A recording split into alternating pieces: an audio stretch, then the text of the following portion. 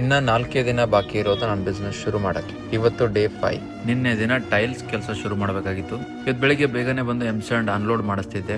ಅಷ್ಟ್ರಲ್ಲಿ ಟೈಲ್ ಮೇಸ್ತ್ರಿ ಬಂದು ಗ್ರಾನೈಟ್ ಕಟಿಂಗ್ ಮಾಡಿಸೋದು ಎಲ್ಲ ಮಾಡ್ತಿದ್ರು. ಮತ್ತೊಂದ್ ಕಡೆ ಸ್ಟೆಪ್ಸ್ ಕೆಲಸ ನಡೀತಾ ಇತ್ತು. ಸೆಲೆಕ್ಟ್ ಮಾಡಿರೋ ಟೈಲ್ ನ ಶುಗರ್ ಫಿನಿಶ್ ಅಂತ ಕರಿತೀವಿ. ಅದ್ರ ಮೇಲೆ ಇರೋ ಟೆಕ್ಸ್ಚರ್ ನೋಡಕ್ಕೂ ಚೆನ್ನಾಗಿರುತ್ತೆ, ಮತ್ತೆ ಕಾಲ್ ಜಾರದೆ ಇರೋ ತರ ನೋಡ್ಕೊಳುತ್ತೆ. ಟೈಲ್ ಮಾಡೋ ಮೇಸ್ತ್ರಿನೂ ಅರ್ಜೆಂಟ್ ಸರ್, ಓಪನಿಂಗ್ ಇದೆ, ಗತ ಶುರು ಆದ್ರೆ ಇನ್ನ 2 ತಿಂಗಳು ಓಪನಿಂಗ್ ಆಗಲ್ಲ ಅಂತ ತಕ್ಷಣ ಪಾಪ ಹಗಲು ರಾತ್ರಿ ಕೂಡಿ ಕೆಲಸ ಮಾಡಿ ಸ್ವಲ್ಪ ರೆಸ್ಟ್ ತಗೊಳ್ದೆ ಟೈಮ್ ವೇಸ್ಟ್ ಮಾಡದೆ ಕೆಲಸ ಮುಗಿಸ್ಕೊಟ್ಟು. ಮೊದಲು ಕಾಂಪ್ಲೆಕ್ಸ್ ಅಲ್ಲಿ ತುಂಬಾನೇ ವಾಟರ್ ಲೀಕೇಜ್ ಆಗಿ ಗೋಡೆ ಎಲ್ಲ ಕ್ರ್ಯಾಕ್ ಆಗಿದಾವೆ, ಮೇಲಿಂದ ನೀರ್ ಸೋರುತ್ತೆ. ಅದಕ್ಕೆ ಗೋಡೆ ಕ್ರ್ಯಾಕ್ಸ್ ನೆಲ್ಲ ಫಿಲ್ ಅಪ್ ಮಾಡಿಸಿ ಟೆರೆಸ್ ಮೇಲೆ ವಾಟರ್ ಪ್ರೂಫಿಂಗ್ ಮಾಡಿಸಿದೀನಿ. ಯಾಕಂದ್ರೆ ಮತ್ತೆ ಮಳೆ ಬಂದ್ರೆ ನೆಕ್ಸ್ಟ್ ನನ್ನ ಇಂಟೀರಿಯರ್ ಹಾಳಾಗಬಾರ್ದು ಅಂತ.